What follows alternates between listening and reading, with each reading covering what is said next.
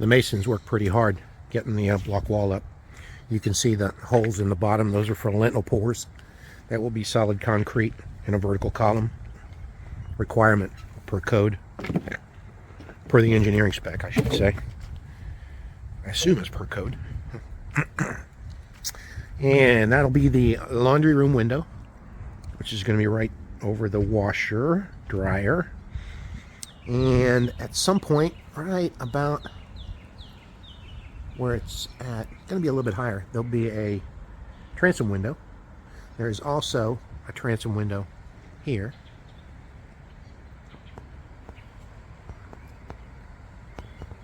And here's a view inside. Those two window openings on the far side are casement windows that open out, that meet the requirement for egress, which is a requirement given that's the bedroom. And here is the washer box that's going to get installed in the block.